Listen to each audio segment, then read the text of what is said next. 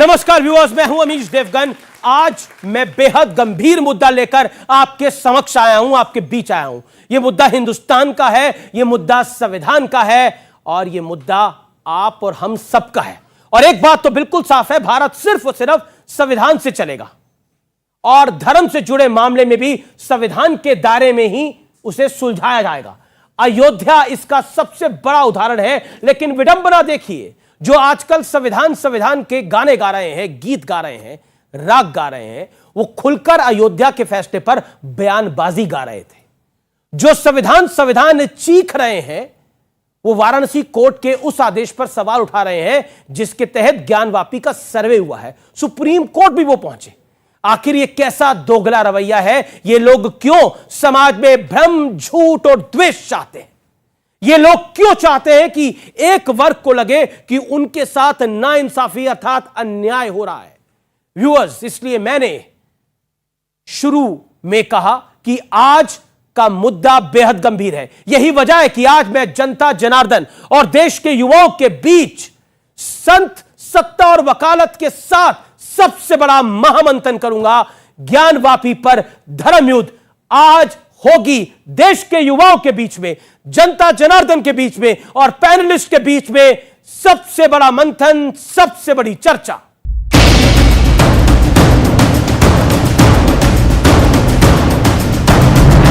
ज्ञानवापी पर सर्वे के आदेश के बाद से ही एक तबका इसे असंवैधानिक ठहरा रहा है। आदेश कोर्ट ने दिया था, लेकिन खुलकर कोर्ट को भी गलत बताया जा रहा है।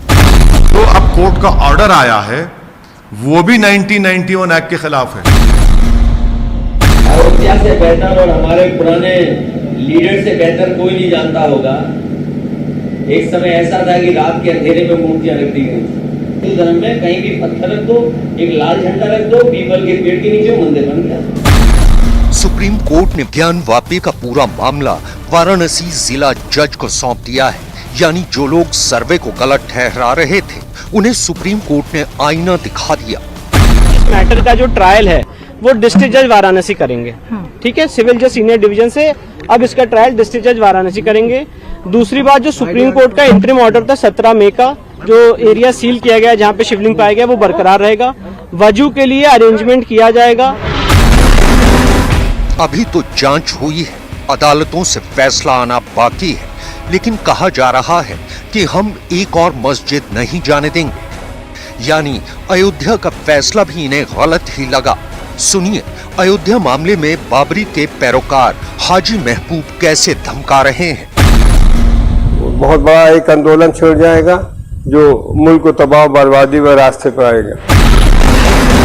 शफीकुर रहमान बर्क, अबू आजमी जैसे और न जाने कितने लोग हैं जिन्हें संविधान की बदौलत जनता की सेवा का मौका मिला, लेकिन उसी संविधान के नाम पर इनका एजेंडा बेहद खतरनाक है।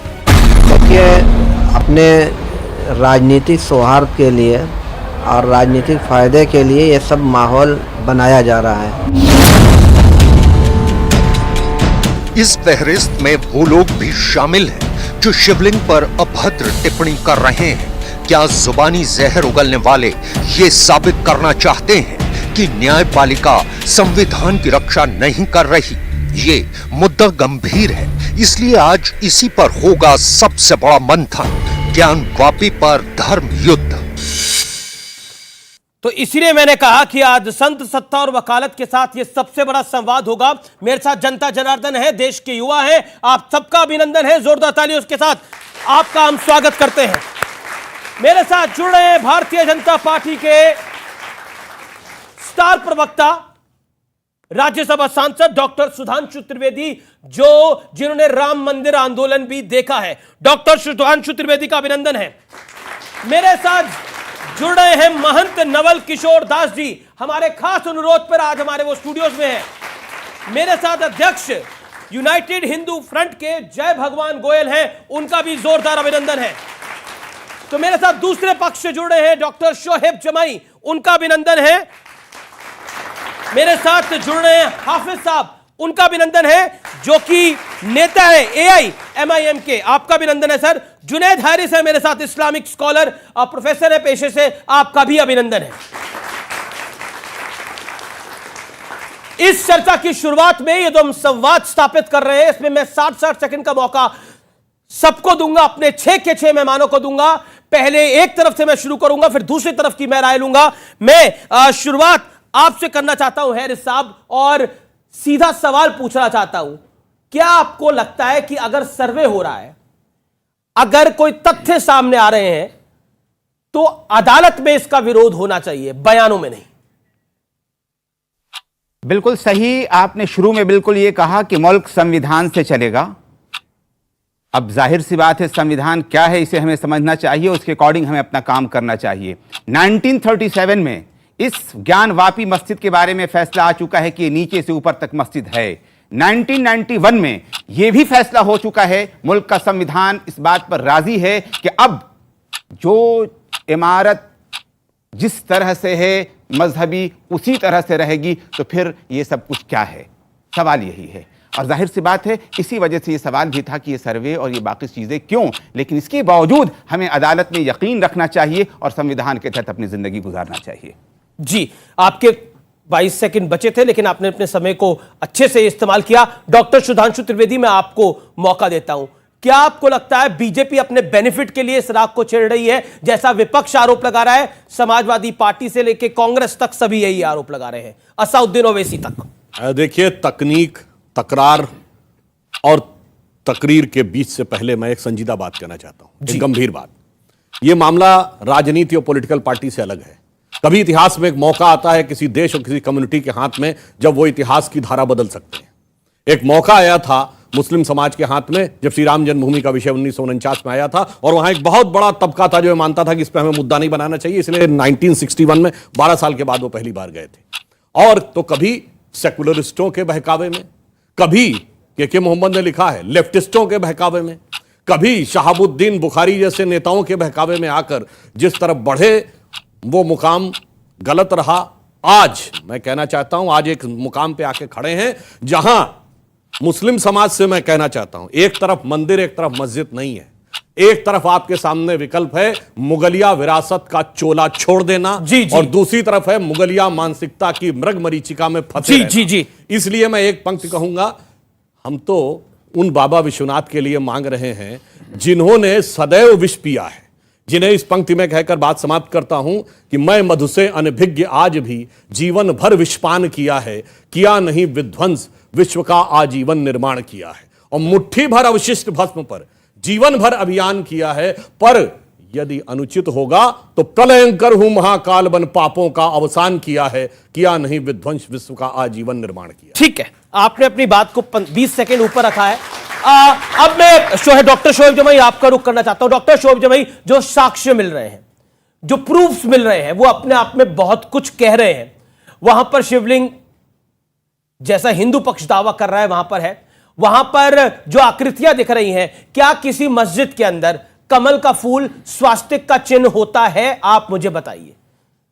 देखिए अमीर जी, मैं ये उम्मीद कर रहा था कि सुधांशु त्रिवेदी चूंकि सरकार के भी प्रवक्ता है, यानी भारतीय जनता पार्टी के जिम्मेदार प्रवक्ता है, संवैधानिक परिधि और कानूनी जो उसकी बाउंडेशन है उस पर बात करेंगे, लेकिन इन्होंने अपनी आस्था के बुनियाद पर बात की, सांस्कृतिक धरोहर की बुनियाद पर बात की। हम लोग, क्योंकि डॉक्टर साहब ने भी बात की, मैं भी, हम लोग संवैधानिक प्रक्रिया और न्यायिक प्रक्रिया के तहत बात कर रहे हैं। हमने ये कहा कि जो अंजुमन इंतजामिया कमेटी का जो पक्ष है, ठीक है ना, वो पक्ष बहुत ही मजबूत है और बहुत ही सही है। और माननीय सुप्रीम कोर्ट ने जब ये कहा कि वहाँ नमाज पढ़ सकते हैं मस्जिद में और नमाजी पढ़ते रहें, तो वो एक बात को रोशनी दिखता है कि कहीं ना कहीं सुप्रीम कोर्ट इस बात को समझ रहा है कि जो मस्जिद है उसकी रिलीजियस कैरेक्टर को आप चेंज नहीं कर सकते। दूसरी बात, डॉक्टर साहब ने कहा कि मौका आया था। मौका किस बात को आप कहेंगे? आपने जो पेंडोरा बॉक्स खोल के रखा है, आज नीमच के सामने, नीमच में जो है मस्जिद के अंदर जो है वहाँ पे मूर्ति लगाने की कोशिश की, कहीं मज़ार तोड़ करके आप वहाँ कोई स्ट्रक्चर बना रहे हैं।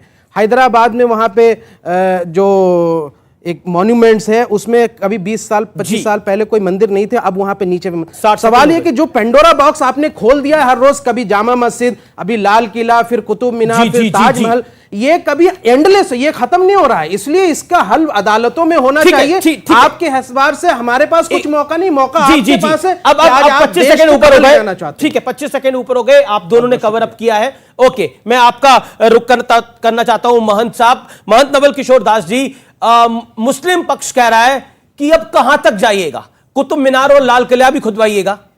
देखिए बंधु, हमारे काशी विश्वनाथ जो हमारा आस्था का विषय है और प्रथम शिवलिंग है, स्वयं प्रकट है, किसने स्थापित नहीं किए। उसे मोहम्मद गौरी ने तोड़ा, मोहम्मद शाह ने तोड़ा, उसके जो औरंगजेब के पिता थे उसने 64 मंदिर तोड़वा दिए, औरंगजेब ने तोड़वा दिया। इतने तोड़वाते तो आए हो, अब बड़ी मुश्किल से अवसर आया है कि भगवान शिव का अभिषेक करने का मौका हमें मिला है। मैं आपसे विनम्रता से निवेदन करना चाहता हूं, कोई व्यक्ति जाएगा, कोई व्यक्ति देखेगा कि वहां की दीवार को देख के कहेगा ये मंदिर है, मथुरा में कोई जाएगा कहेगा देखेगा मंदिर है। हमने क्या असंवैधानिक काम किया है? चाहे राम जन्मभूमि अयोध्या हो, संविधान का अक्षर से हमने बात मानी। काशी में है हम कोर्ट गए हैं, मथुरा है हम कोर्ट गए। क्या इस देश के हिंदू को कानूनी आधार पर अपनी आस्था व्यक्त करना, कोर्ट में जाने का अधिकार आप छीन लेंगे क्या? क्या हिंदू होना अपराध हो गया है? हमारे पर अत्याचार हुए हैं जी, हमारे मंदिरों को तोड़ा गया है, हमारी आस्था के साथ खिलवाड़ हुई है, और हम आज भी फिर भी कह रहे हैं कि आओ जरा बैठ के बात कर लेते हैं। हमने अयोध्या में भी कहा था, आप नहीं माने, अब तो हम कोर्ट के आधार पर जा रहे हैं, कोर्ट जो निर्णय करेगा। ठीक है, आपने अपने 60 सेकंड कंप्लीट करिए। मैं हाफिज साहब आपको रुक करता हूं। हाफिज साहब, चर्चा करने में, संवाद करने में क्या जाता है? संवाद तो सुप्रीम कोर्ट भी चाहता था हो जाए, रामलला जहां विराजमान थे वहां बातचीत से समाधान निकले। अब हिंदू पक्ष कह रहा है वहां कोई और नहीं, वो हिंदुओं का सबसे बड़ा ज्योतिर्लिंग है, महादेव विराजमान है। तो अगर महादेव विराजमान है, हिंदू पक्ष को दिख रहा है वहां पर, और ऐतिहासिक पुराणों में स्कंद पुराण का काशी खंड भी कहता है कि जहां नंदी है उसकी ठीदा सीध में शिवलिंग है, आप इस तथ्य को झुटला कैसे पाएंगे? 60 सेकंड आपके। देखिए, जहां तक शिवलिंग का सवाल है तो वहां पे एक महंत राजेंद्र तिवारी हैं, उनको आपके चैनल पे और दूसरे चैनल पे वो ये बता रहे हैं कि अगर ये जो अभी जिसका आप दावा कर रहे हैं, अगर ये शिवलिंग है तो जिसकी पूजा हो रही थी वो क्या है, और अगर वो शिवलिंग है तो फिर ये नहीं है। दूसरी बात, पूरे भारत में 12 ज्योतिर्लिंग है, तो ये 13वां कैसे आ गया? लेकिन मैं इस पर नहीं जाता क्योंकि मैं इसका जानकार नहीं हूं, ये मैं राजेंद्र तिवारी की बात कोट कर रहा हूं। अब मैं आता हूं उसी बात पे जहां से आपने बात शुरू की। आपने बात शुरू करी संविधान की। हम संविधान की वो बात कर रहे हैं जो निर्माता है संविधान का, वो है संसद। जब संसद ने 91 एक्ट बना दिया तो ये भारतीय जनता पार्टी अपनी संसद की सम्मान क्यों नहीं कर रही? ये क्यों जाके उत्तर प्रदेश की सरकार में भी है, केंद्र में भी है, ये उन अदालतों पे को मुखालफत क्यों नहीं कर रही जो इस संविधान का उल्लंघन कर रहे हैं? तीसरी बात कि ये जो चाहे 37 का डिसीजन हो, चाहे 91 का स्टे हो, उससे ये साबित हो चुका कि 47 60 सेकंड हो गए आपके। जय भगवान गोयल रहेगी। लेकिन क्योंकि आपने संविधान संबंध बात की, संविधान एक सिस्टम होता है जिसके अंदर अदालतें भी होती हैं। क्या वो अदालत जो संविधान के दायरे में चल रही है, उस अदालत को अपना संविधान नहीं पता जो आपको बताना पड़ेगा? जय भगवान गोयल, क्या मौजूदा सरकार संविधान के दायरे में नहीं चल रही और आप लोग हिंदू राष्ट्र के चक्कर में ये राष्ट्र भी नष्ट कर देंगे? ये सवाल विपक्ष का है। जवाब जय भगवान गोयल। आज जो संविधान की ये बात कर रहे हैं, 1985 में साहबानो प्रकरण में सुप्रीम कोर्ट का आदेश आया था। उस वक्त की सरकार ने लोकसभा के अंदर राजीव गांधी ने उस सुप्रीम कोर्ट के फैसले को बदल दिया था, सिर्फ किस लिए? इन लोगों को खुश करने के लिए। उसके बाद जो हमारा सीए लागू हुआ देश में, जो हिंदुस्तान में सीए लागू किया गया, वो किसी देश के मुसलमान के खिलाफ नहीं था। आज इन्होंने पूरे देश में हंगामे किए, शाहीमान किया और दिल्ली में दंगा करवा दिया। अगर ये संविधान के मानने वाले लोग हैं तो क्यों इन्होंने देश के संविधान का खुला उल्लंघन किया? और ये संविधान वहां लागू करते हैं जहां इनको ठीक लगता है। जहां ठीक लगता है संविधान मेरा है, जहां ठीक नहीं लगता है वो संविधान तेरा है। अभी जो ये मैटर 91 की बात कर रहे हैं, 91 में कहीं लिखा नहीं कि आप किसी भी तरह की जांच नहीं कर सकते। जांच हम कर रहे हैं ना, अभी तोड़-फोड़ तो नहीं हो रही। अपील करने में 3 साल की सजा है। ताजमहल में हाई कोर्ट ने बोल दिया कि अभी कोई इंक्वायरी नहीं होगी, ताले नहीं खुलेंगे। संविधान की बात मान रहे हैं। ठीक है, आपने बड़ा वाजिब पॉइंट रखा है कि सीए भी संविधान से आया था। मैं आपके पास आ रहा हूं डॉक्टर जुनैद, फिर मैं डॉक्टर त्रिवेदी आपके पास आता हूं। 30 सेकंड के अंदर एक बात बताइए कि ये जो मस्जिद होती है, ये प्लेस ऑफ वर्शिप होता है या प्लेस ऑफ प्रेयर होता है? मस्जिद इज प्लेस ऑफ वर्शिप और प्लेस ऑफ प्रेयर। फर्क दोनों में क्या है? नहीं, मैं सवाल पूछ रहा हूं, मैं तो आपसे पूछ रहा हूं, मुझे तो फर्क समझ ही में नहीं आ रहा है। मैं बता देता हूं, फर्क यह है, वर्शिप में होता है हम एक किसी वस्तु की पूजा करते हैं, किसी वस्तु की पूजा करते हैं, प्रेयर का होता है इबादत। आप बताइए जी, तो बताइए, it is the place of worship और place of prayer, what is it? भी प्रेयर है, वर्शिप है, प्रेयर है, दोनों एक ही चीज है मेरी नजर में। तो नहीं, एक ही चीज नहीं होती है, आप बताइए अंतर क्या है? इबादत गाह कहते हैं, इबादत गाह है, इबादत गाह है, इबादत गाह है ना, प्लेस ऑफ प्रेयर है ना, प्लेस ऑफ प्रेयर है, तो प्लेस ऑफ वर्शिप तो लागू ही नहीं होता फिर। होता है वर्शिप एक आकार में, मैं एक एक करके शॉट देखिए, बता दे रहा हूं, मस्जिद प्रेयर करने की जगह है, वो तो एक आकार प्रेयर करने की जगह है, प्रेयर करने की जगह है, और जाहिर सी बात है जब इबादत करने की जगह वहां पर प्रेयर होती है, तो अब ये उसके ऊपर लागू क्यों नहीं होता है? सुधांशु त्रिवेदी, देखिए ऐसा है, जो हिंदी ट्रांसलेशन है प्लेसेस ऑफ वर्शिप एक्ट का है उपासना स्थल। उपासना जानते हैं किसकी होती है? साकार की। बता रहा हूं, उप शब्द का होता है निकट, आसन का मतलब होता है बैठना, यानी जहां पर कोई देवता है उसके निकट बैठना उपासना है। और चूंकि आपके निराकार ब्रह्म है तो सिर्फ प्रार्थना है, इसलिए वह प्रार्थना की जगह है, वह उपासना की जगह नहीं है। इस्लाम में वर्शिप का कोई प्रावधान नहीं है, सिर्फ प्रेयर का प्रावधान है। तो ये प्लेसेस ऑफ, एक मिनट से बाहर है, मैं जो पूरी बात बताना चाहता हूं, इसलिए मैं ये कहना चाह रहा हूं, और आपको प्रेयर के लिए प्लेस की जरूरत ही नहीं है, क्योंकि आप रेलवे प्लेटफॉर्म पर भी प्रेयर कर लेते हैं, आप सड़क पर भी प्रेयर कर लेते हैं, आप मैदान में भी प्रेयर कर लेते हैं। देखिए लगता नहीं, रोक के भी प्रेयर होती है, मतलब नमाज पढ़ी जाती है, ट्रेन के अंदर भी होती है। सुन लीजिए, आप मुझसे सुन लीजिए। प्रॉफिट मोहम्मद जब मदीना पहुंचते हैं, पहला काम जो करते हैं वो मस्जिद बनाने का करते हैं। मुसलमान कहीं पर मौजूद है तो मस्जिद के बगैर रह ही नहीं सकता है। ये अलग बात है कि खुदा को हर जगह याद करना है और हर जगह अपनी जिंदगी में उतारना है, तो जगह कोई भी हो, जमीन पूरी खुदा की है, ये अब मामला कोर्ट में है, इबादत कहीं भी कर सकता है। ठीक है, अच्छा एक और मैं आप कुछ तस्वीरें दिखाना चाहता हूं, मैं आपको भी तस्वीरें दिखाना चाहता हूं। आप में से कौन कौन किसी मस्जिद में गया हुआ है? अगर वो गया हुआ तो हाथ खड़ा करे, जिसने मस्जिद देखी हुई है। काफी लोगों ने देखी हुई है, और उसके बाद मैं आप लोगों के पास आऊंगा, तस्वीरें हम प्ले कर सकते हैं, वो तस्वीरों को मैं प्ले करूंगा जो तस्वीरें आपको इस समय दिख रही हैं अपनी स्क्रीन के ऊपर। क्या ऐसी तस्वीरें आपने किसी मस्जिद में देखी हैं जहां पर स्वास्तिक का चिन्ह हो, जहां कमल का चिन्ह हो? यहां पर हम देख सकते हैं गुंबद, पीछे वीडियो वॉल पे डालिए, पीसीआर पीछे वीडियो वॉल पे डालिए, वीडियो वॉल पे डालिए आप, ठीक है, इधर आ रही है। मस्जिद की पश्चिमी दीवार ये दिखाई दे रही है हमें, अगर हम देखेंगे तो मस्जिद की ये पश्चिमी दीवार है, यहां पर दिया जलाने की जगह है। किसी मस्जिद के अंदर दिया जलाने की जगह होती है क्या? आपने देखी है, हाँ या ना? नहीं होती। मैं आपसे सवाल पूछता हूं, ये जो आपको गोलनुमा आकृतियां दिख रही हैं, कमल का फूल दिख रहा है, ये ऐसा मस्जिद में दिखाई देता है? अपना हाथ खड़ा करें और अपनी राय रखें। स्वास्तिक का चिन्ह आपने किसी मस्जिद में देखा है? आप कुछ कहना चाहेंगी? आपने देखा? मैं आपको ये मैंने नहीं देखा है। स्वास्तिक का चिन्ह किसी मस्जिद के अंदर, स्वास्तिक का चिन्ह किसी मस्जिद में दिखता है आप लोगों को?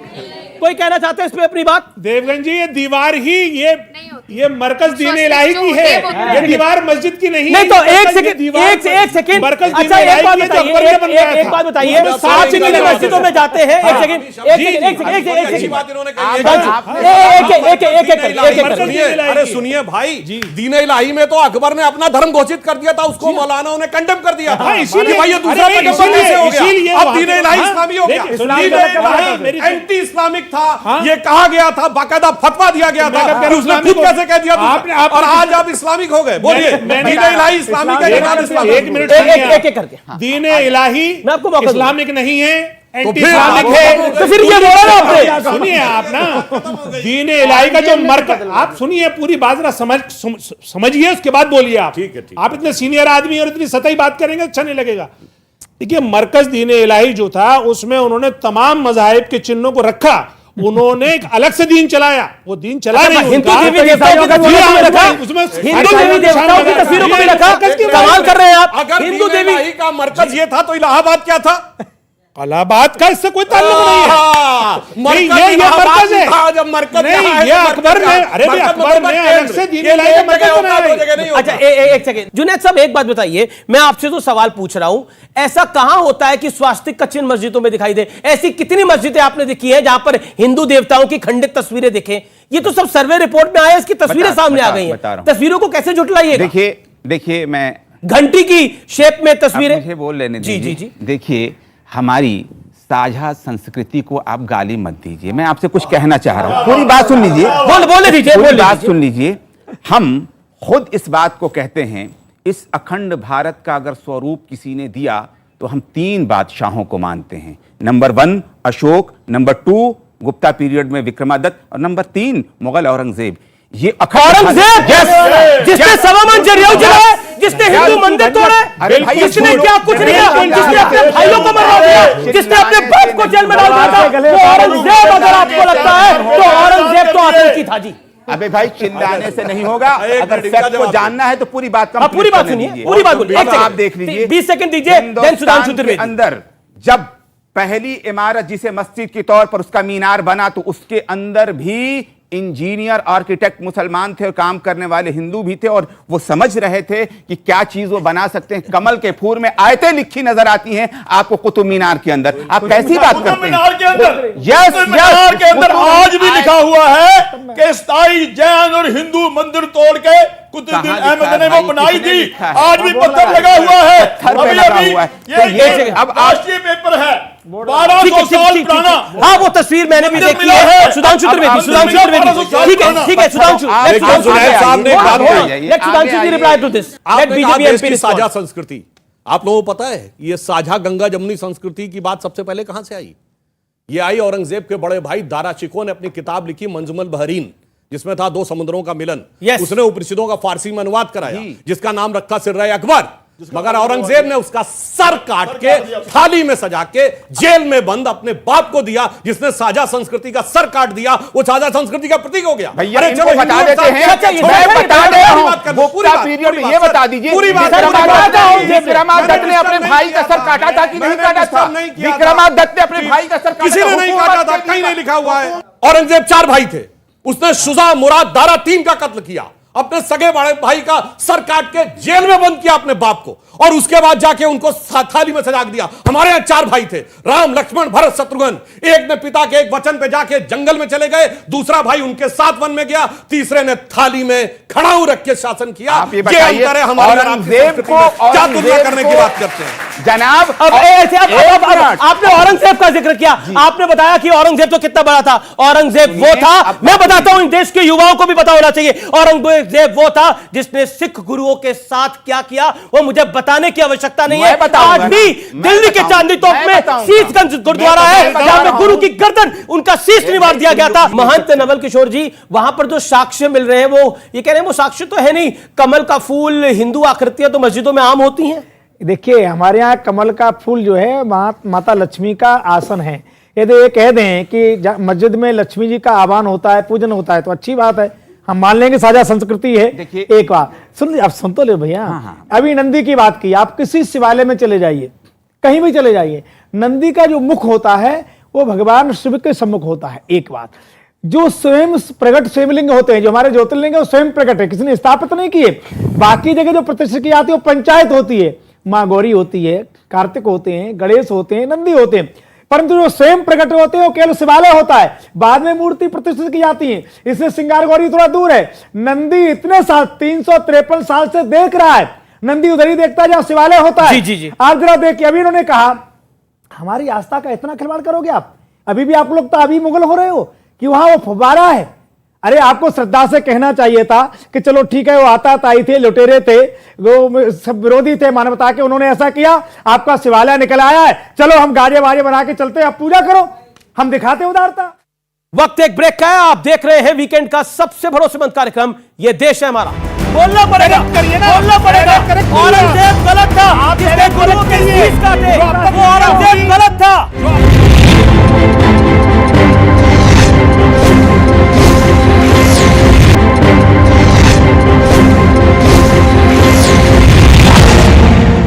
वेलकम बैक, आप देख रहे हैं ये देश है हमारा न्यूज 18 पर।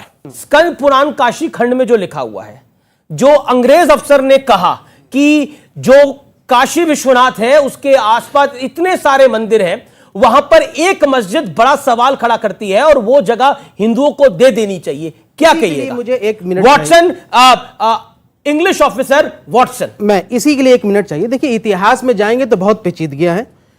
डीएन झा अपनी किताब नोटेड अगेंस्ट ग्रेन्स में लिखते हैं कि कई हिंदू राजाओं ने खुद मंदिर भी तोड़े जब वो जंग करते थे और वो लूट का माल ले जाते थे। और कई हिंदू राजा अशोका, चालुक्य, जुलुका ने बौद्ध के स्तूपा स्थल को तोड़ करके मंदिर बना दिया। नंबर 1 उदाहरण दे दिया। हिंदू पक्ष कह रहा है कि उदाहरण दीजिए, मैं दे देता हूं। एक उदाहरण दीजिए। हाँ, उदाहरण दीजिए। किस हिंदू राजा ने हिंदू मंदिर तोड़ा, कौन सा तोड़ा बताइए। कॉरिडोर में तो अभी 16-17 अभी टूटे अशोका ने नालंदा के आसपास लगभग 350 से ज्यादा बौद्ध स्तूपा तोड़े हैं। ये इतिहास में मौजूद है। किसने लगाई? सुनिए, अशोका ने किसने लगाई? अशोका कब हुआ? नालंदा कब था? क्या बात करते हैं? अशोका, चालुक्य, जुलुका, उसके बाद का जो पूरा अरे भैया, अशोका 3rd सेंचुरी बीसी में है, चालुक्य उसके बाद हुए 7वीं 8वीं जी, उस दौरान में बौद्ध स्तूपा तोड़े हैं। अरे कुछ भी बोल रहे हैं आप। अरे भाई, आप किताब पढ़िए ना जाके। अब चलिए, बाकी इन्होंने तरह तरह के इतिहासकार कोट किए। मैं छत्रपति शिवाजी महाराज के समय की शिवा भवानी कोट कर रहा हूं। कुंभकर्ण असुर अवतारी औरंगजेब, काशी और प्रयाग में दुहाई फेरी रब की, तोड़े देव देवालय मंदिर शहर मोहल्ले के रे, और लाखों मुसलमान किए माला तोड़ी सब की, और काशी करबला होती, मथुरा मदीना होती, शिवाजी ना होते तो सुन्नत होती सबकी। ये शिवाजी भवानी में लिखा हुआ है। अब बताइए इसका क्या शिवाजी जवाब के साथ मुसलमान पहले जवाब सुनिए। ये गलत तरीका है, ये आपकी तरफ से बोला गया ना एक व्यक्ति द्वारा। सुधांशु बोलेंगे, उसके बाद जुनैद साहब बोलेंगे। शिवाजी के सिपह सालार मुसलमान क्यों थे? अरे सही था, सबको साथ में लेके चले हम लोग। राजा चलिए, अब दूसरी बात में लेके चले हम लोग। अच्छी बात है, हम भी आपको सबको साथ में लेके चले। अब आइए, अब आगे की बात। चलिए, देखिए एक लाइन अब आगे दूसरी बात बता दूं। हमारे यहां बहुत स्पष्ट पुराण में लिखा है, देवस्य दक्षिणम भागे वापी स्थित शोभनम, वापी तिष्ठति शोभनम तस्योदकम पीत्वा पुनर्जन्मम न विद्यते। यानी देव के दक्षिण भाग में वापी शोभित रूप में विद्यमान है, जिसका पानी पीने से पुनर्जन्म नहीं होता। ये जन्म जन्मांतर न मानने वाले खूब पानी पी पी के इसके ऊपर गरिया रहे हैं। अब मैं ये पूछना चाहता हूं पूरी विनम्रता से, ये ज्ञान और वापी, इसका इस्लाम में कहां उल्लेख है? डॉक्टर जुनैद बोलेंगे। नहीं, अब आपके पक्ष से डॉक्टर जुनैद बोलेंगे। शोएब भाई शांति। अच्छा, ये ज्ञान वापी शब्द कैसे, एक मस्जिद का नाम ज्ञान वापी कैसे हो सकता है? इस्लाम में कहां है ज्ञान और वापी? क्यों नहीं है? अरे कहीं बटे हुए हैं क्या? Fountain of knowledge. अरे ज्ञान वापी मतलब मैं जान रहा हूं, फाउंटेन गैंग के सदस्य हैं। शब्द है मान्यवर। एक सेकंड, ज्ञान वापी। अरे क्लास 12 में मेरा भी संस्कृत था। अच्छा, जुनैद साहब को बोलने देंगे। शोएब भाई, आपको तो फोन भी आ रहा, कोई अटेंड कर लीजिए। मैंने तो स्कंद पुराण कोट किया है। आप बताइए किसी इस्लामिक ग्रंथ में ज्ञान और वापी शब्द? किसी इस्लामिक ग्रंथ में ज्ञान और वापी है तो बता दीजिए। अब अगर आप इजाजत दें तो मैं उस पर भी आ जाऊँ। देखिए, मैं आपको एक चीज बताऊं कि बहुत से ऐसी चीजें हम कह रहे हैं जिसका कोई हकीकत से ताल्लुक नहीं। मैं मिसाल दे रहा हूं, भारत के अंदर मुगल आए। मुगलों को किसने बुलाया? रांगा सांगा जी ने बुलाया। झूठ है ये। अरे भैया, पूरी बात मैंने ये लेफ्टिस्ट हिस्टोरियन ने लिखा है। अरे सर, आप मेरी बात पूरी सुन लें। अब बाबर को मार के भगाया था उसके भाइयों ने, इसलिए आया था यहाँ। जब ये किताब हम कोट करते हैं, ये करते हैं, आप फौरन बोलना शुरू करिए। झूठ है। बोलिए जुनैद साहब, जो तुम बोलो वही सदाकत है, और ये बोले तो झूठ। अरे हम जो बोले वो भी सदाकत है। मैं ये सिर्फ ये कहना चाह रहा हूं कि वो जो राजा थे, उन राजाओं की अपनी जरूरतें हुआ करती थी, उसकी अकॉर्डिंग वो पूरा का पूरा जो अमृतसर देख रहे हैं, ये अमृतसर अकबर ने गिफ्ट किया था। ये पूरा का पूरा वहीं से पूरे के पूरे गुरु, जी आप इतिहास पढ़िए ना, पूरे के पूरे गुरु दरबार में रहा करते थे। इनका झगड़ा बहुत बाद में चल करके शुरू हुआ है। औरंगजेब और वापी का मतलब नहीं अभी तक आया कुछ। कहां पर इस्लाम में कहा लिखा गया है?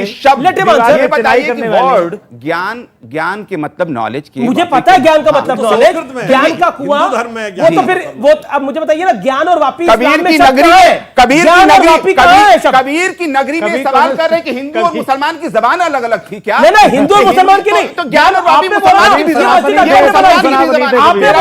आपने बोला ना ये मस्जिद अकबर ने बनाई। कबीरपुर मैंने बोला, आपने सुना था? आपने बोला ना। ये आप ही की तरफ से बोला गया कि ये मस्जिद क्या अकबर ने होता बनाई है? थी। मैं संविधान को रिप्रेजेंट कर बताइए ना, रहा हूं। अगर अकबर ने बनाई थी तो तब ज्ञानवापी शब्द था इस मस्जिद का। ये मस्जिद का नाम इलाके का ज्ञानवापी था। मोहल्ले का नाम ज्ञानवापी है और उसकी वजह से उसका नाम पड़ा है। ठीक है, मोहल्ले का नाम ज्ञानवापी है। आपको आप बोलेंगे जैसे मंदिर जन्म स्थान थी, जैसे मस्जिद जन्म स्थान थी, वैसे ज्ञानवापी मस्जिद है क्या?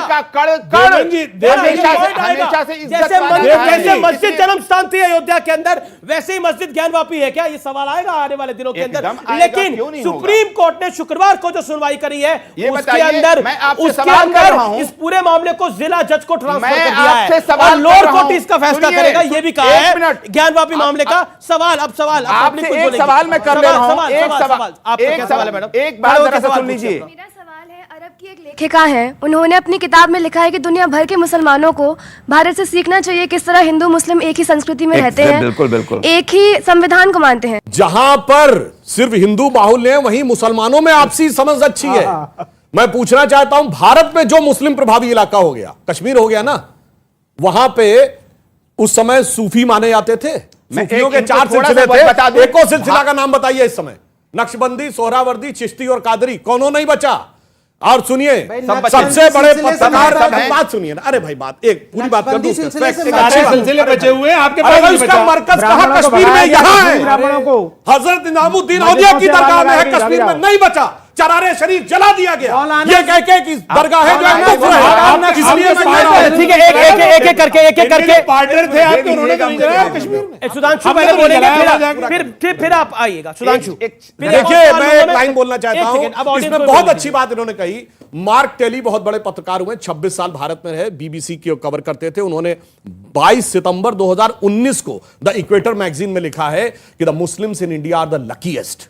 और उन्होंने उसका रीजन लिखा है कि मैं हजरत निजामुद्दीन इलाके में रहा 26 साल। एक तरफ सड़क के निजामुद्दीन औलिया की दरगाह थी और दूसरी तरफ तबलीगी जमात था। उन्होंने कहा दुनिया में कोई मुस्लिम देश होता तो ये दोनों परस्पर विरोधी फिरके एक साथ रह ही नहीं सकते थे, कोई ना कोई एक दूसरे खत्म कर देता। पर भारत के मुस्लिम भाग्यशाली हैं कि वो अपने मजहब में जैसे चाहे इबादत कर सकते हैं। इसलिए यदि दुनिया में एक कंट्री है जहां इस्लाम के सारे फिरके पाए जाते हैं तो वो भारत है, कोई दूसरा मुस्लिम कंट्री नहीं है। ठीक है, इसलिए भारत के मुस्लिम। मैं एक और सवाल लेता हूं आपकी तरफ से, और हाथ खड़े हो रहे हैं। सवाल लकी है, हिंदुस्तानी है और अल्हम्दुलिल्लाह मुसलमान। इसमें कोई सवाल ऑडियो, एक सेकंड, सवाल। सर, अभी आपने बताया कि मुस्लिम जो इबादत गए हैं वहां पर क्या कहते हैं हिंदू आकृतियों में आयतें लिखी हुई हैं। मेरे को आप एक एग्जांपल को ऐसा दे सकते हैं कि किसी मंदिर में जहां पर पूजा की जाती है वहां पर कहीं आयतें लिखी हो? ऐसी कोई देखिए बेटा, मैं आपको एक चीज बता दूं कि जहां पर हिंदुस्तान में जब मुसलमान आए तो उन्होंने बांट करके, जिन बादशाहों ने नहीं, ऐसे भी जालिम भी हुए, हमें मैं मना नहीं कर रहा हूं, हम, लेकिन उन लोगों ने जो बनवाया, मैं उन कलाकृतियों की बात कर रहा हूं, मैं आर्किटेक्ट की बात कर रहा हूं। उनका सवाल है, मंदिरों में देखा आपने ऐसा? मंदिर में देखा कहीं आयत आपने लिखी हो ऐसी? नहीं, कहीं नहीं है ना, क्योंकि मंदिर तो अपनी जगह भी बने हैं। ठीक है, किसी के ऊपर नहीं थोपी है तो अच्छी बात है। ठीक है, मथुरा हो, मंदिर तोड़े। अरे हमने महंत जी को मौका देंगे ना। महंत जी, उस तरफ से कहा जा रहा है कि हमने अपनी आस्था किसी पे थोपी नहीं है। बताओ, मैं यही तो कह रहा हूँ, थोपी नहीं तो मंदिर किसने तोड़े? यही तो काशी का मंदिर किसने तोड़ा? मथुरा का किसने तोड़ा? बाबर कौन था? औरंगजेब कौन था? ये किसने तोड़े? अपमानित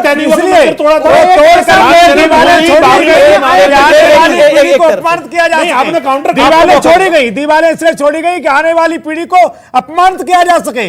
और कहते संविधान, वीडियो हो रहा तो सनी मार रहे हैं, टोपी लगा के खड़े हो जाएंगे विरोध करने के लिए। संविधान मानते हैं, सीसीएफ नहीं मानेंगे, संविधान मानते हैं, 3 तलाक को नहीं मानेंगे, संविधान मानते हैं, किसी को नहीं मानते, शहरी तलाक करना चाहते हैं। जी, जय भगवान गोयल जी। एक सेकंड, जय भगवान गोयल।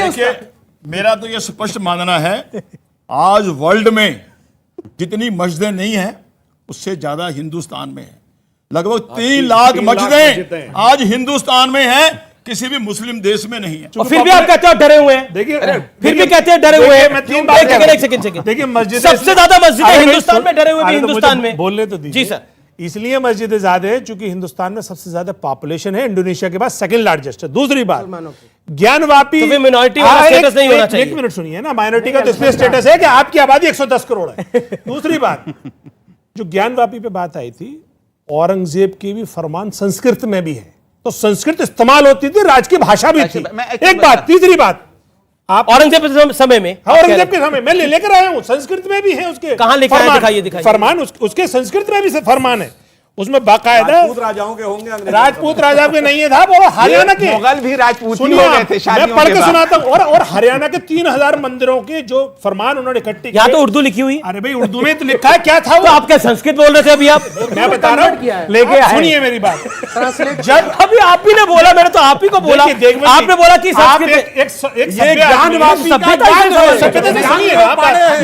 सुनिए बात, सुनिए, head of the department Delhi university थे, उनके पास वो फरमान जब ट्रांसलेशन होने के लिए आए। अब ये दिल्ली यूनिवर्सिटी का हेड ऑफ डिपार्टमेंट कैसे आ गए औरंगजेब के साथ? आप, मैं पूरी बात, दिल्ली यूनिवर्सिटी आप 10 सेकंड बोल लेते। डिपार्टमेंट के पास एक अंग्रेज लेडी 3000 फरमान लेकर आई कि इनको आप ट्रांसलेशन कर दीजिए संस्कृत में। उसमें 3000 में तकरीबन 2500 तो फारसी में थे और 500 संस्कृत में थे। ठीक है, उन्होंने उनका ट्रांसलेशन किया, ट्रांसलेशन करके बाकायदा डॉक्यूमेंट किया वो। तो मैं बता ही रहा हूं कि उस पीरियड में भी संस्कृत में फरमान होते थे, संस्कृत इस्तेमाल होती थी। ठीक है, मैं एक सुधांशु उदाहरण दे दूं। ऐसा है कि जो ये उदाहरण दे रहे हैं ऐसा नहीं, औरंगजेब ने एक जगह राम राम भी लिखा है। कब लिखा है? जब उसने राजा मानसिंह को भेजा कि छत्रपति शिवाजी को लेके आओ, तो उसमें लाइन उसने नीचे लिखी, आइयो जरूर आलमगीर का राम राम बाचियो। तो वो राम के प्रति आस्था नहीं थी, छल था कि शिवाजी महाराज मैं एक सेकंड सवाल सॉरी मैं चाहता हूं आप लोगों में मेरा सवाल आप सभी से है। अभी मैंने परसों टीवी में देखा, पाकिस्तान, हमारे दिल्ली इंडिया में तो हलचल मची रही है, पाकिस्तान में भी हलचल हो रही है इस विषय को लेकर। और पाकिस्तान के सारे जितने भी वहाँ पर बैठे थे लोग, उन्होंने ये कहा कि भारत ही एक ऐसा देश है जहाँ पे हिंदू शांति से काम करता है। हिंदू शांति प्रिय है, ये तो ये कुछ लोग आ गए 2014 के बाद से जो इन्होंने अशांति फैला दी है। सच बात ये है, आम हिंदुस्तानी जो है वो शांति प्रिय है, हिंदू शांति प्रिय है और मुसलमानों से मोहब्बत करता है। क्योंकि बड़ी बहुत बड़ा बयान दिया गया कि 2014 के बाद से देश में एक सेकंड स्वामी जी महंत जी क्योंकि अभी यहाँ पर कहा गया कि देखिए 2014 के बाद सारी स्थितियां जो हैं वो गड़बड़ होनी शुरू हुई। मैं एक पॉइंट रखता हूं, 1947 में जब देश का बंटवारा हिंदू और मुसलमान के नाम पे हुआ, तब कौन थी भारतीय जनता पार्टी की सरकार? एक सेकंड रुकिए, अब आप सत्य को सुनना पड़ेगा, वो कटु है पर सुनना पड़ेगा, पड़ेगा सुनना। जब कश्मीरी पंडितों को उनके हिंदू होने पर उनके घरों से निकाला गया, तो कौन सी 2014 से वाली मोदी सरकार थी? इस देश को जवाब देना पड़ेगा। जब आप बात करते किसकी सरकार थी, किसकी सरकार थी? तब भी बीजेपी थी, जब कश्मीर से हिंदू पंडितों को निकाला गया तब भी बीजेपी थी, तब भी कांग्रेस थी, तो वहां पर दूसरी पार्टी नहीं थी, तब भी बीजेपी थी। सेंटर में 5 लाख कश्मीरियों को, बहन बेटियों को इसलिए कश्मीर से भगाया गया रातों रात कि वो वहां हिंदू थे। जहां निजाम मुस्तफा आ जाता वहां एक दूसरे की मस्जिदों धमाके काय उन्हें रखते हुए समझ में नहीं आता। भाई ये बताइए अफगानिस्तान में मस्जिद में धमाका हुआ तो 100% मुसलमान। ठीक है, जवाब सवाल कुछ सवाल ज्ञानवापी से रिलेटेड, ज्ञानवापी मुद्दे विवाद से रिलेटेड, जो विवादित ढांचा है जिसकी हिंदू पक्ष बात कर रहा है, उससे रिलेटेड कोई सवाल है तो आप पूछ सकते हैं। आप कुछ कह रहे थे? एक सेकंड। नंदी जी बैठे हैं, नंदी जी के मुंह के सामने शिव जी होते हैं, तो वो सत्य है। देखिए मैं आपको बता रहा हूं, इसका जवाब आप ही दे सकते हैं हम सबको। मान जी मैं आपसे सवाल पूछता हूं, नंदी के सीध में ही हमने देखा अक्सर शिवलिंग होता है, क्या होता है, मान्यता क्या है? मैं देखो निवेदन ये करना चाहता हूं, नंदी जी भगवान के पार्षद हैं, गढ़ है जी, बिल्कुल जो गढ़ उसमें प्रधान गढ़ वो हैं, वो भगवान शिव ने स्वयं जैसे हनुमान जी राम जी के सम्मुख रहते हैं, उसी स्थिति में जहां शिवालय होता है नंदी तत्पर रहते हैं सेवा में, और नंदी की दृष्टि सदैव शिवालय की ओर रहती है। कहीं भी आप देखेंगे, कहीं भी देखेंगे नंदी की दृष्टि के सम्मुख ही शिवालय होता है। और आज जहां नंदी विराजमान है 353 साल से इंतजार कर रहे हैं। आप जरा सोचिए तो, इनको शर्म आना चाहिए थी, इनको हाथ धो रहे थे, खुला कर रहे थे, पैर धो रहे थे, जरा सोचिए तो सही, शर्माना चाहिए थी, इनको माफी मांगना चाहिए था। सब लोग ना बोले, सब संविधान और कानून की बात कर रहे हैं। नहीं, मेरा सवाल आपसे ये कि देखिए राम मंदिर आंदोलन हुआ इस देश के अंदर, उसके बाद हमने देखा कि किस तरह से 50 साल के लगभग रामलला को कोर्ट का इंतजार करना पड़ा। नहीं, यहां पर एक सेकंड रामलला विराजमान को इंतजार करना पड़ा, महादेव विराजमान को कब तक इंतजार करना पड़ेगा? देश आज देश की सरकार से सवाल पूछ रहा है। ये सवाल आपसे पूछा जा रहा है, ये जनता का सवाल है, ये आवाम का सवाल है कि महादेव विराजमान कितने साल प्रतीक्षा करेंगे अपने घर में वापस आने के लिए? अगर सबसे बड़ा सवाल है तो जो घटती जीडीपी, सवाल से दिक्कत महंगाई, बेरोजगारी, यहाँ से विकासशील टैग का देश का टैग हटना, ये सब क्या छोटे सवाल है? ठीक है, ये छोटे सवाल है। अरे सिलेंडर के दाम 40 साल पहले पिक्चर आई थी रोटी कपड़ा और मकान। जवाब महादेव विराजमान को, अरे आप गेहूं पे आ गए, महादेव विराजमान को कब तक इंतजार करना पड़ेगा? ज्ञान न देके सिलेंडर के ऊपर आ गए, कोई बात नहीं। चाहिए गेहूं। अरे एक सेकंड, महादेव विराजमान को कब तक इंतजार करना पड़ेगा? मैं पहली बात बताऊं आपको, जो हमारे महादेव हैं, महादेव आशुतोष हैं, बहुत आसानी के साथ मान जाते हैं, विष भी पीते हैं, परंतु जरूरत पड़ने पे जानते क्या होता है? मैं शंकर का व क्रोधानल कर सकता जगती छार छार, मैं डमरू की प्रलयंकर ध्वनि नचता जिसमें भीषण संहार, रणचंडी की अतृप्त प्यास, मैं दुर्गा का उन्मत्त हास, मैं यम की प्रलयंकर पुकार, जलते मरघट का धुआंधार, फिर अंतरतम की ज्वाला से जगती में आग लगा दूं मैं, यदि धधक उठे विप्लव लेकर जल थल अंबर, जड़ चेतन तो कैसा विस्मय, हिंदू तनमन हिंदू जीवन रग रग हिंदू मेरा परिचय। अब क्योंकि महादेव की बात हो रही है, तो कई रूप है। काशी विश्वनाथ जब काल आता है तो महाकाल हो जाते हैं, काल भैरव का रूप भी ध्यान कर लेते हैं, त्र्यंबकेश्वर भी हो जाते हैं। तो महादेव के 12 ज्योतिर्लिंग हैं, उनमें जो सबसे बड़ा ज्योतिर्लिंग है वो काशी विश्वनाथ का है। मैं आप सवाल पूछता हूं देश की सरकार से, जो इस समय आस्था उफान पर है, क्या महादेव विराजमान को इंतजार कराएगा मुस्लिम पक्ष? यह सवाल एक बड़ा महत्वपूर्ण है। प्रोफेसर जुनैद साहब, मैं आप ही के पास आ रहा हूं और सवाल पूछ रहा हूं, क्या हम महादेव विराजमान को भी रामलला की तरह इंतजार करवाएंगे?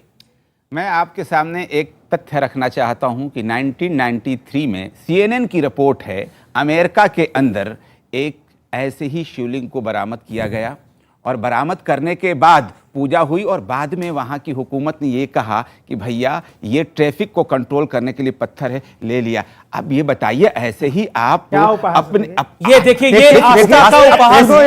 ये जो बात कर रहे हैं जी, ये जो बात कर रहे हैं,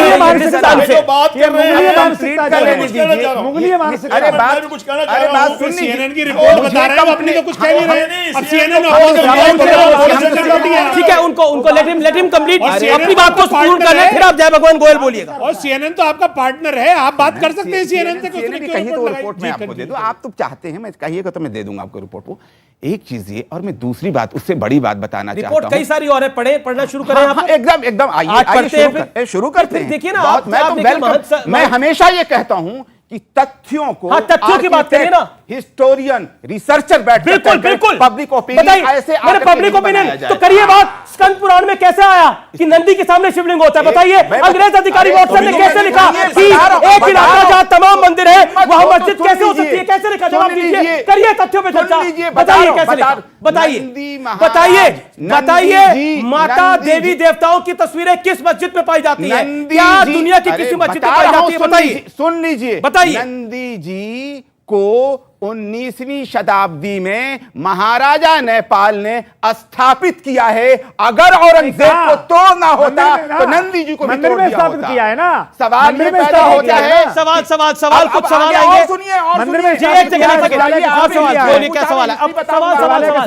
पूछिए, आइए, हिस्ट्री बता रहा हूं आपको। शिवालय के सामने किया है ना। युवा वर्ग, हमारा सिद्धांत खुद को टटोलना होता है और साथ साथ हमें उस गलत को सही भी करना होता है। जो इतिहास में गलत हो चुका है उसे सही करने का हमारी जिम्मेदारी है। तो आपको नहीं लगता कि बहुत बढ़िया सवाल मुस्लिम वर्ग को, हमारे मुस्लिम भाई बहनों को स्वयं आगे बढ़कर बहुत जोरदार सवाल है। ये सवाल आया है, एक सेकंड, अब इसका जवाब गलत हुआ है, बौद्ध स्तूपों को हाफिज तोड़ के साहब, मंदिर बनाने का। एक सेकंड देखिए, आपसे एक सवाल जो पूछा उस लड़की ने, बड़ा महत्वपूर्ण सवाल है। सुधांशु आप बोलिएगा, एक सेकंड देखिए, आप लगातार ये पक्ष बोले जा रहे हैं, वहां से सब शांत बैठे हुए। सुधांशु 30 सेकंड बोले, फिर आपको बात बहुत जायज है। मैं सवाल और हमें रीसेंट हिस्ट्री सबक देनी चाहिए। आज जर्मनी में कोई नहीं कहता कि हम हिटलर की उसके साथ हैं जो अत्याचार हुए थे। अगर कोई जर्मनी में यह कहे कि यहूदियों और जर्मनों में भाईचारे का प्रतीक क्या है कि Adolf Hitler, Rudolf Hess, Adolf Eichmann और हरमन गोरिंग जैसे ज्यूस का होलोकास्ट करने वाले हमारे आदर्श हैं और उनको मानना ही गंगा जमुनी तहजीब है, ये जितना हास्यास्पद और मूर्खतापूर्ण लगेगा उतना ही ये कहना कि बाबर, तुगलक, औरंगजेब जिन्होंने होलोकास्ट आप इनको बोले दीजिए, अब इस पक्ष से ये बोले इतिहास की गलतियां सुधारनी चाहिए, सुधारेंगे आप जी? अरे मेरी बात बोलने दीजिए, सवाल का जवाब दीजिए। सुधांशु त्रिवेदी जी से ये पूछिए कि इनके जो आरएसएस के गुरु हैं उनके आदर्श हैं हिटलर, जिनका इन्होंने जिक्र किया है या नहीं है, किताब में भी लिखा है उन्होंने कि उनको फॉलो करते हैं। अब आइए बच्ची के सवाल पे। अरे भैया आरएसएस सवाल ये है, हिटलर आया 39 में, क्या बकवास करते हैं? 14 साल बाद आया गुलगोलबाल करने कैसे? अरे भाई आप क्या आरएसएस 2022 में नहीं है? अभी देखिए आरएसएस 2022 झूठ बोलने लगते हैं, झूठ बोलने लगते हैं। फर्जी इतिहास, फर्जी इतिहास। नंबर पे आइए, पढ़ के आया करो, बच्ची बात पढ़ के आया करो जो 400 साल से अरे तो ये जो मुगल बादशाह ने हिंदुओं पे और सिखों पे अत्याचार किया, उसको आप डिफेंड क्यों करते हैं? बोलिए, औरंगजेब जो था वो गलत था, बोलिए। मैं महेंद्र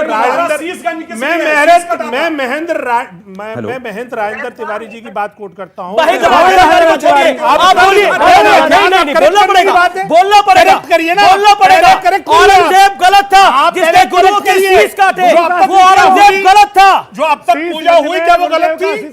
ये क्या जो अब तक पूजा हो रही थी जो शिवलिंग की वो गलत थी? इसका मतलब ये हुआ नहीं, या फिर यहाँ पे प्रकट हुआ है, अगर ये सही है तो उसका मतलब जो पहले हो रही थी वो गलत थी। ठीक है, और अगर गलत नहीं थी तो क्या ये 13वां आखिरी दौर?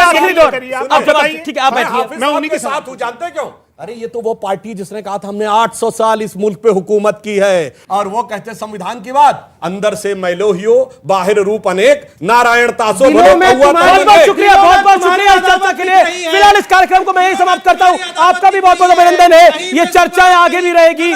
नमस्कार, ये हल्ला और रहेगा। नमस्कार।